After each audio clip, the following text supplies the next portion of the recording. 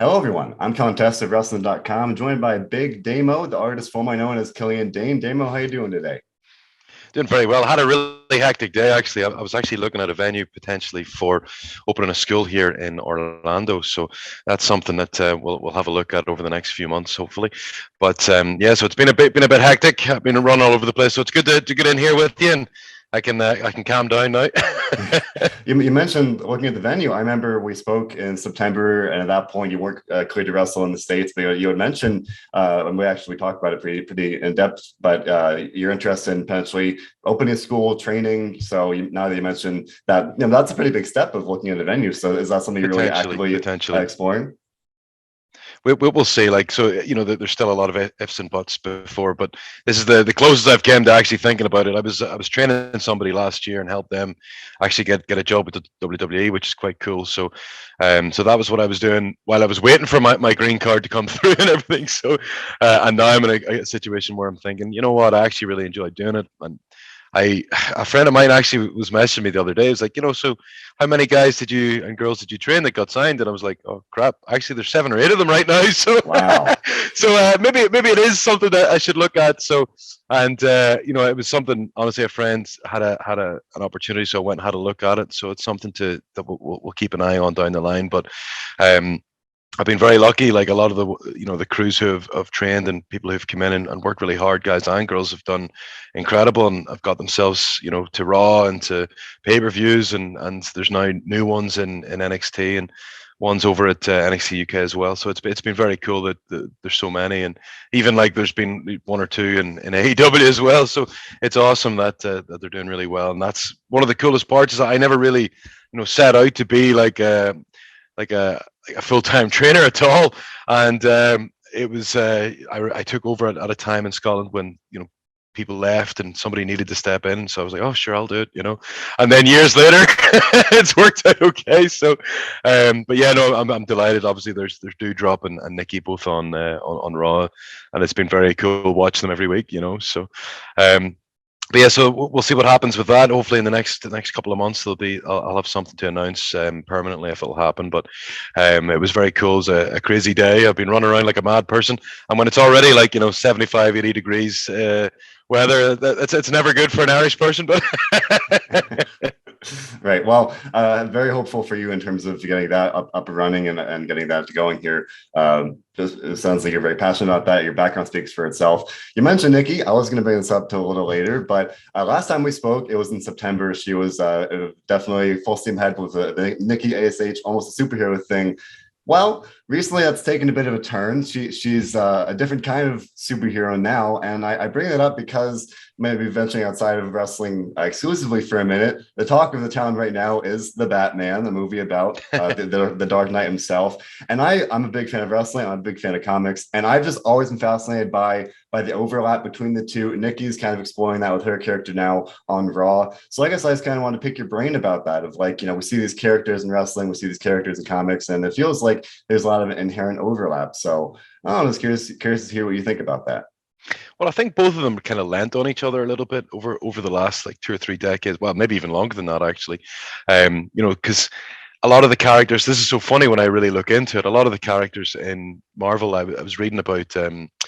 The the Patriot. What was the fella who took over as Captain America in the Falcon and Winter Soldier? Same old John Walker. So John the Walker, comics, yeah. and he was actually a professional wrestler in the comics, and so was Battlestar, his wingman, which is so interesting looking back. Obviously, they didn't explore that part in the TV show Falcon and Winter Soldier. However, there is all these links. A lot of the characters all seem to have wrestling backgrounds and things like that. And then us, we're so influenced by the color schemes and the costuming and stuff like that. So there has always been like this kind of cool crossover. Maybe not as obvious as Nicki Ash was, but the beauty of wrestling is it allows for the nonsense like that, and that's what the best part is.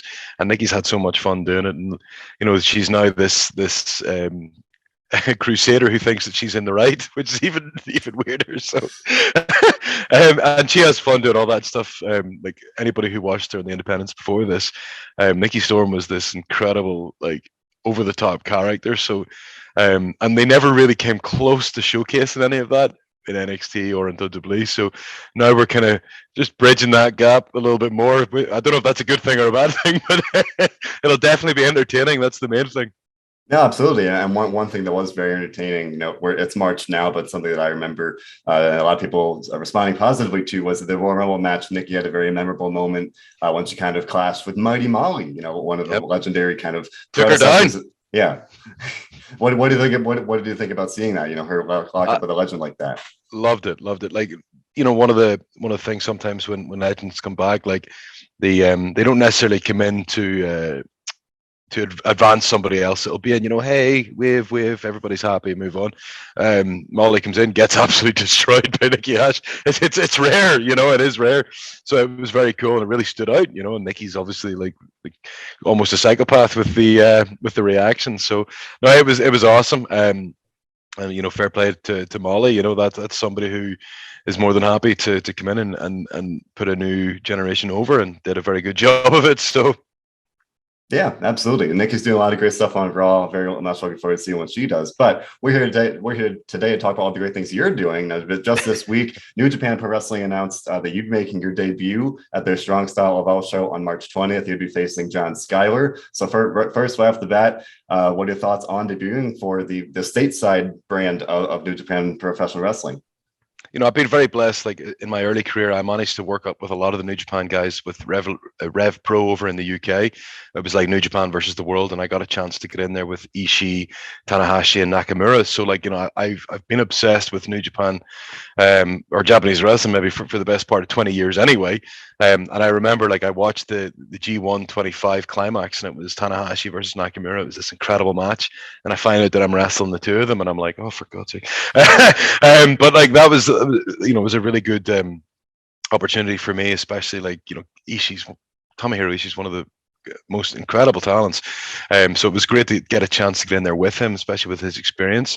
And now, fast forward, I've been at WWE, and now I'm on the other side of it. I'm going to be wrestling for New Japan here in America, and I'm delighted because it's one of the companies I had to reach out to because I absolutely love what they're doing there, and I've actually got a lot of great friends who are there right now, and I'm delighted to get a chance in there. I know they've got this incredible stacked roster. They're using people from all over America here and Australia and everything else. So I was delighted to get an opportunity there, and it's going to be great to get in there with John Schuyler, who's a journeyman himself. So the two of us are going to be in there to try and prove a point, get everybody looking at us. So it might be a hell of a card for March 20th, but we're going to do our very best to steal the show. Yeah, the card really is really amazing. New Japan Strong is really assembled a very impressive roster. You've got guys like Jay White, Tom Lawler, Jay Lethal's on the card for the March 20th show, Buddy Matthews, Shane Strickland, all of these really, really buzzworthy names. And to me, that's interesting. We also saw Shane Haste, formerly known as Shane Thorne, pop up there recently. And so it feels like, in a way, now, especially with yourself debuting there and with Tom with Shane and a bunch of other guys, like, is there something to be said for like New Japan Strong, at least in a way, being like a way to kind of like to make a point, but like for someone like you, for some of these guys to kind of entering that next chapter, to kind of get back out into the spotlight in a little bit and say, hey, like, this is it's almost like a coming out party of sorts, kind of remind everyone, hey, this is what I can do kind of outside of the WWE umbrella in a way. I think for a lot of us, like pretty much every opportunity we have outside, is that advertisement that you want to put on for yourself, and showcase yourself to the world. But absolutely, something like New Japan Strong gives you the opportunity in front of anybody who's watching New Japan World, and then anybody who's at all a fan of Japanese wrestling who are going to tune in. So, and even as I said, the locals in all across the States as well, but for us personally, myself, like Shane Thorne, Jonah, guys like that who have left the company in the last year, the realization that like it's all on you, it's all on your shoulders. Like there's no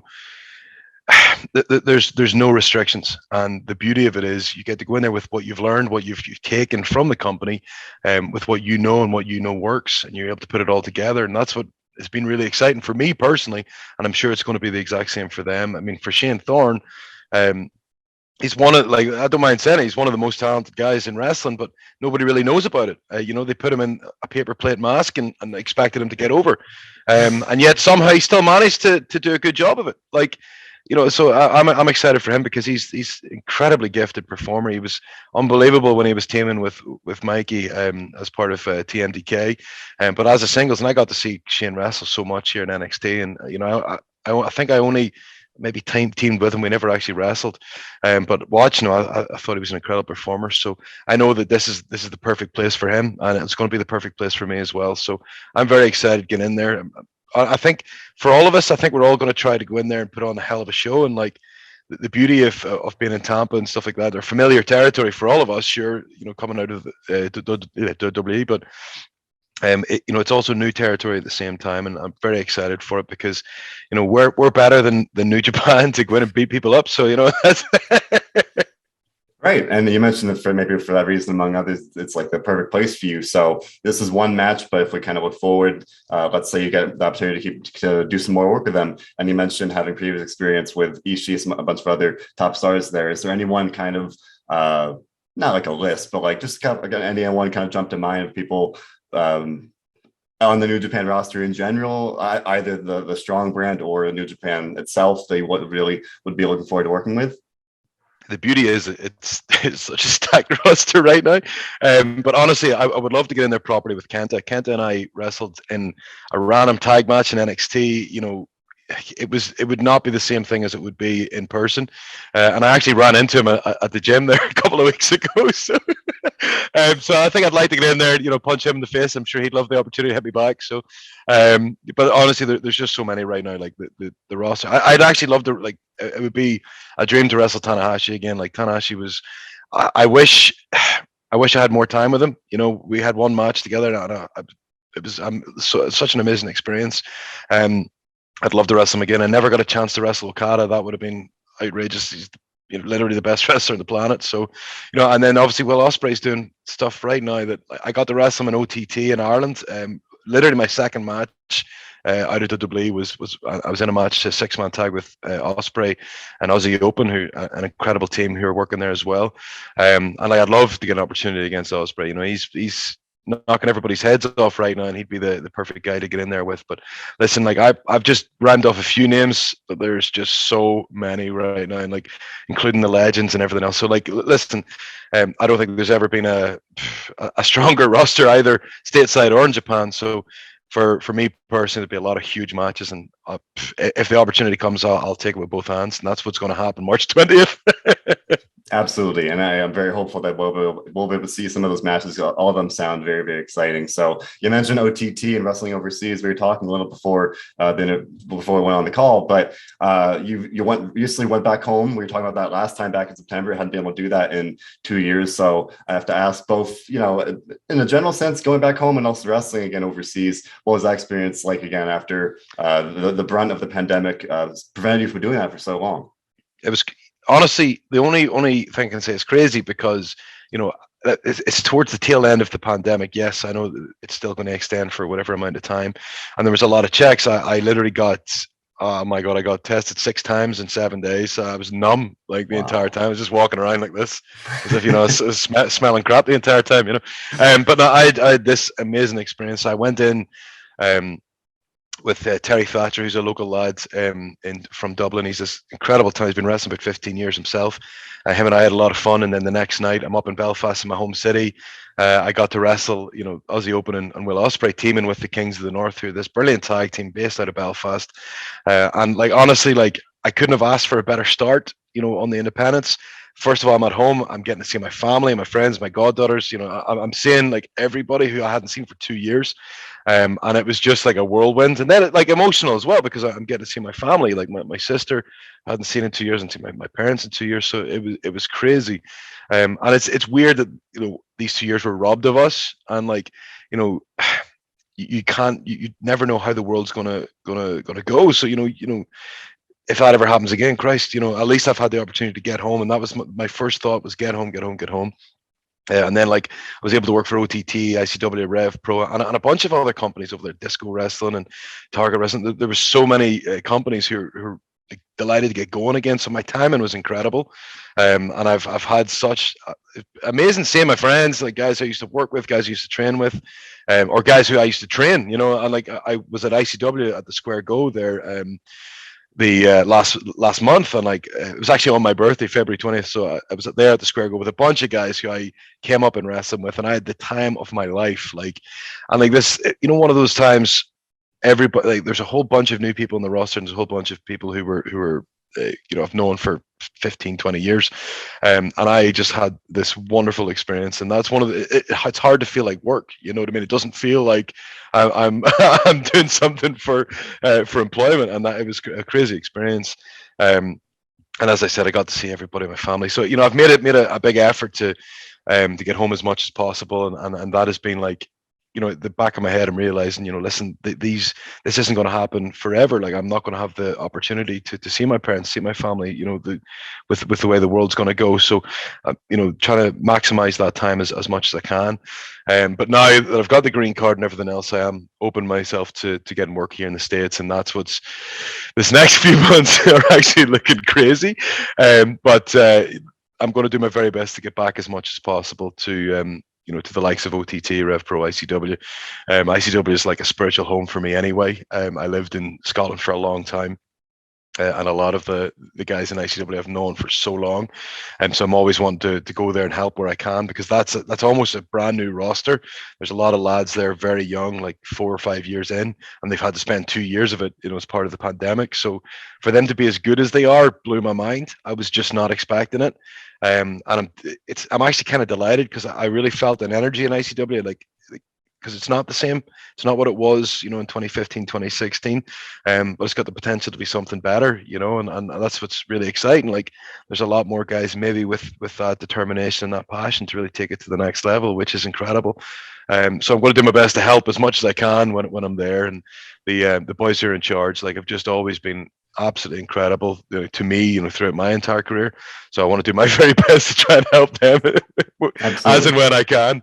Yeah, no, it sounds like an absolutely wonderful experience to go back and see family, to go back and see old familiar friends, and to get the promotions you mentioned, ICW and others. So you mentioned we've been talking about New Japan, you work overseas. Sounds like you're definitely controlling your narrative, and that's something that you did along with many other people that have not just people released by WWE, but obviously EC3 and Adam Scher, formerly known as Braun Strowman, have launched their Control Your Narrative project here, their own kind of wrestling, not brand, they're going for something very different, but you were on the card for their debut show in Orlando. So I wanted to kind of see what that experience was like, and your thoughts on what they're doing, because it's very different in the current wrestling landscape, the kind of absolutely the thing they're going for. Yeah, absolutely. They're trying to go for that almost like kind of Fight Club style filming and stuff. No, it was very interesting. Like, I had a laugh. I had such a laugh. Because a lot of these people are completely brand new to me. I had not met before, so like I think they call them projects, is what they're kind of going for, like kind of like a young boy system.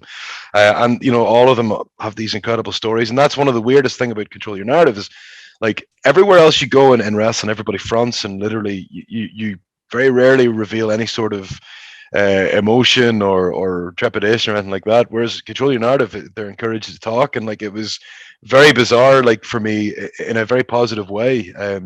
Like, hearing people's stories, like, you've got like war veterans and stuff like that, and I'm just like, oh my god, I've just been a wrestler for 20 years, so really interesting. I had such a good time, and like, they did really well at the Tinriff. I believe they got 350 people or something like that. So, and it really felt like old school ICW to me, because it was like in the middle of a bar, like.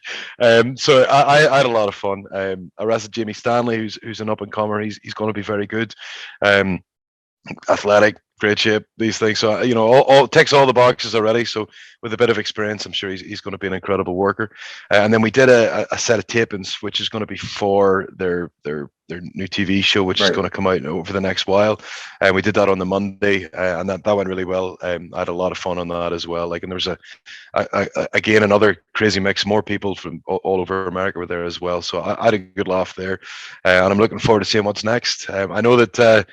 The internet got very upset about certain things there and whatever else, but I ended up having a very positive experience. Like, and I'm like about as liberal as it gets when it comes to politics and all that kind of stuff. So, I also, one of my favorite things is, I'm also a farter, so I don't know how that works for everybody, but but no, I had a wonderful time, and I'm looking forward to seeing what's next. So the I've known EC3 since he came into no, actually, I knew him from TNA. I met him before, but I wrestled him when he first came into NXT, and we had fun in that ladder match and stuff like that. And Braun, I knew, multiple times I met him through, whether it was at the Performance Center, whether it was up on the main roster, and like, they're trying for something different, and fair play to them.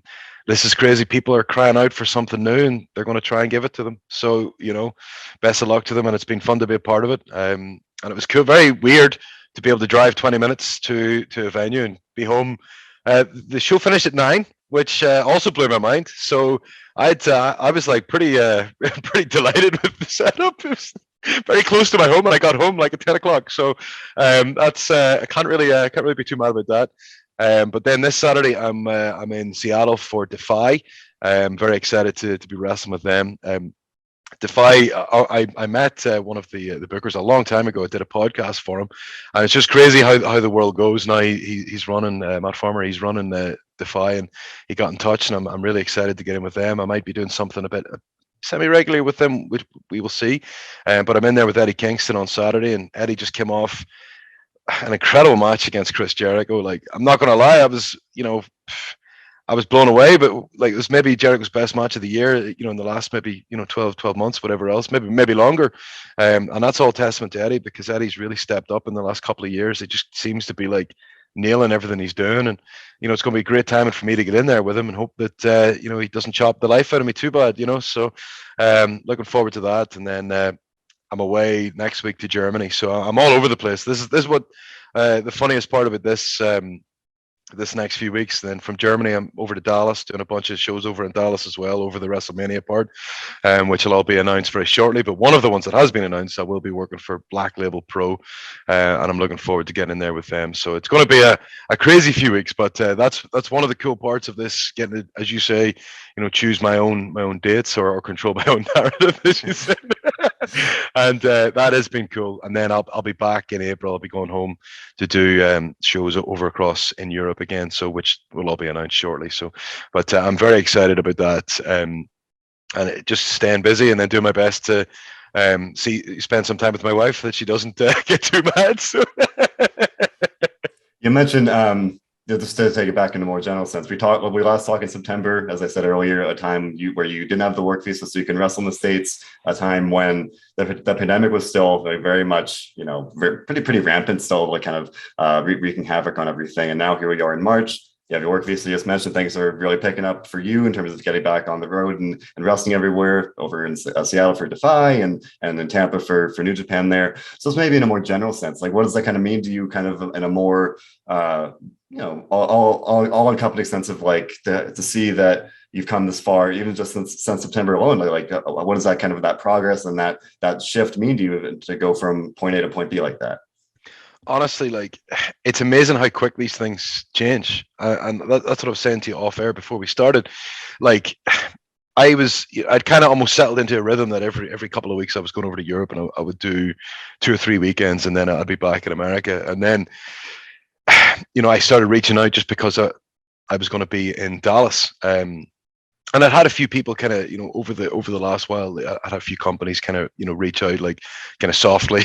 And, I wasn't able to confirm, because first of all, it was through the green card. And then second of all, I'd be taking dates in Europe. So then stuff started matching up. And then literally I had this crazy couple of weeks where it was like, boom, boom, boom, boom. And I just confirmed this massive list over the next few months. And I was like, I went from literally, a couple of dates for Europe, at the end of this month, end of that month, whatever. And then suddenly I'm like, okay, I've got something every weekend. And then sometimes it's multiple things per weekend. And it started to remind me of before, when I was on the independents, before all this, I was wrestling 4 or 5 times a week, all across Europe, and the States, wherever else I was picking up work. And it's almost like getting close to that again. And I'm like, oh God, my body's going to be like crying at me. But the beauty is I'm not as much of an idiot, but well, that's not true. I still make some incredible decisions. But the beauty is, like it's just filled up, and it's filling up, like, with companies I've wanted to work for. It's filling up against people who I want to work. Like, I wanted to work Eddie Kingston for years. And the fact that it's happening, like, almost like out of nowhere, which is even better. Like, and the timing's great for him, great for me. So, so I'm very excited about that. Like, but like that's what the crazy thing is over this next few months. Like, I don't want to reveal anything, but it's looking better and better. And like that's, as you say, like in September, I was so wary. Like, we knew that the green card process was happening, but we don't know when it was going to. It could have been 6 months. It could have been like 2 days. Like, but eventually we got it, and then I was able to start going back home and stuff like that. But there was a little period where there's you're nervous because I've went from having a steady paycheck to the unknown. But listen, I'm very blessed in what I've been able to do, and I spent 5 years at this giant company, and I was able to support myself financially regardless. So then the next step now is try and have fun, try and get across the world. I still have ambitions. I'd like to get to Japan and things like that. I'd love to wrestle in Australia. I was there once as a tourist. I'd like to get there, to wrestle. And then, as I said, there's Mexico and all other places like that. I've always wanted to try and work in. So, that's the beauty of this next few years is to try and do that. And like, I think I went through a period when I first, because I was nervous with not having the green card. I had to say no to everything, and now I'm pretty much saying yes to everything, which is bizarre. You know what I mean? But it was like, because even at the start I was being a little bit picky. I was like, oh, maybe, maybe. And whereas now I'm like, yeah, sure, let's do it. So it's kind of like, because you have the confidence now. Okay, yeah, I've got the green card. I can come in and out of the country, and it's not an issue. So it's a very different kettle of fish than beforehand. I just had to say no. I was like, I really hope that you'll get back and touch me when I can take work. But no, yes, I can take that work, and I'm delighted because I want to maximize my time as much as possible. You know what I mean? Like, as long as I get to see the superhero every now and again, it won't be too bad. There you go. I mean, that's really wonderful to see because that just shows how much has changed. And speaking of which, one last thing I wanted to ask you, you mentioned the Eddie Kingston match. That's going to be very, very exciting. Eddie Kingston, and you mentioned the Chris Jericho match. That was a wonderful match on Sunday. Another really, at least for me, big fan of NXT, and many others. A moment that definitely made many people very happy. William Regal coming out to the stage and playing the peacekeeper between Bryan Danielson and Jon Moxley. And I just want to ask you about that because obviously you worked with William Regal quite a lot during both your days in NXT. He's someone that is pretty much universally adored by wrestlers, fans. Like, he's respected, amazing wrestling mind, amazing on screen, behind the scenes. So just do kind of want to pick your brain about your experience working with William Regal and now seeing him back in spotlight, albeit outside of WWE. Good work there. Like, I struggle to say that. So yeah, that's great. Absolutely. No, listen, William Regal, he recruited me to NXT in the first place, and I remember, like, I had a tryout and it went fine, but I cut a promo at the end of the tryout, and he was delighted with it. Like, and it was so funny because he didn't say it. He just looked at me for about a minute after I cut the promo, and I'm like, all right, is it okay? Do I need to say the end? And it's because he was thinking about it. He was taking it in. And, because honestly, I used, like, just my experiences growing up in Belfast. It was just, and cut a basic wrestling promo, but using some of my experiences. And he ended up, like, really helping me from there. And then that summer, he was putting my stuff in front of everybody, at WWE. And then I had, like, the big match with Shinsuke Nakamura, and they needed footage for Shinsuke's debut. So I think, like, they used footage of me and him from Rev Pro, and I think that is probably why I ended up getting the job. All that's down to Regal, because, like, he was the one continually putting me there, and it wasn't just me. He did it for my wife and so many others. He's the reason why all of us, got that opportunity. And then when he's there and you're able to pick his brain, you're able to ask him, and, like, his whole thing is he loves the grittiness of wrestling, like, where you can really get into people's faces, like, and make it look as violent as possible. And, like, he was really important for stuff like that, like snatching holds and, like, getting like those strikes that little bit closer to making people believe, oh my God, like, not sure about wrestling, but that guy, and that's what we all were striving towards. And, like, now that he gets to this whole new bunch of people get a chance to learn under him will be incredible. Like, yes, on screen it's going to be hilarious because he's great. Like his stuff with Danielson and Moxley, like it was believable. You know what I mean? And like some sort of alliance is going to be there, which is going to be awesome. And it's going to be fun to watch for the story progression. But for everybody else there, like, you know, there's going to be a bunch of people there who, you know, maybe could do with him saying, hey, have you considered maybe getting the aggression here? Maybe if you really like focus, see when if you're going to put a hold on, really fucking put it on, like, and it'll really help improve the overall product. Because listen, like as good as it is, it can always be better, and that's the beauty of it. And having a guy like that with that kind of experience to come in and just put a different set of eyes on certain matches, you know, I imagine it can only work out long term great for everybody, and it'll be great for us because we get to watch him again. Because you know he's so fun on screen, like his facial expressions, whether he's playing like, you know, the serious role, or if he's playing, you know, the hilarious characters that he can do as well. You know, he can do all of it. So we were delighted when we saw him come out. Like none of us knew it was coming. I think that's really cool because in this day and age, a lot of stuff does get spoiled. Right. So it was very cool. Like I did not see that coming, did not know that was happening. Nobody from the company said anything like that about, you know what I mean? So that was very incredible that stayed. You maybe heard, you know, but you know, for us, not knowing, so it was a lovely moment, and it was a really cool way for them to kind of, they can revisit that story between Danielson and Moxley at any time now, you know what I mean? But now they can go in this different direction. So it's great. It's great for many reasons. So it's going to be exciting for fans watching as well, and like, and for us, for workers, like for anybody who, you know, has been at it for a short amount of time or for a long amount of time, you'll be able to learn from William Regal. So I imagine it's going to be very good for the industry. Absolutely. I was a big fan of his all throughout the NXT run there, and I was very disappointed when it came to an end. But now seeing him back rightfully in the spotlight in AEW. That was a bizarre choice in the first place, Yeah. but you know it's a testament to them wanting to go in a different direction, and that's fine. But NXT's loss is AEW's gain. Exactly. So and similarly, NXT's lost by, you know, letting you go. You're doing great things in New Japan and everywhere else mentioned. You've got a really exciting next few weeks and beyond here. So very much looking forward to that. Otherwise, Damo, any parting words for the people? Honestly, well, at this point, I can actually say yes. Please stay tuned to social media because a lot of stuff is being announced over this next while. You can follow me at Damo Mackle, all one word, on Instagram and Twitter.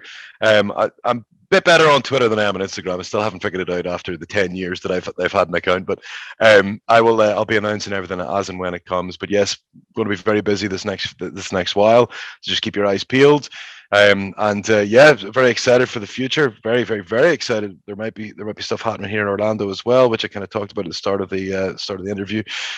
So for any aspiring wrestlers and stuff like that who do want something else, an opportunity maybe like to give them a leg up towards what their goals are, then I might be able to help with that as well. But for fans of Big Damo, then you'll be seeing a lot of me. You'll be sick of me. So. Again, very, very excited for you to see all the things you will be doing. So that's Damo. Thank you so much for your time today, and best wishes moving forward. Cheers, buddy.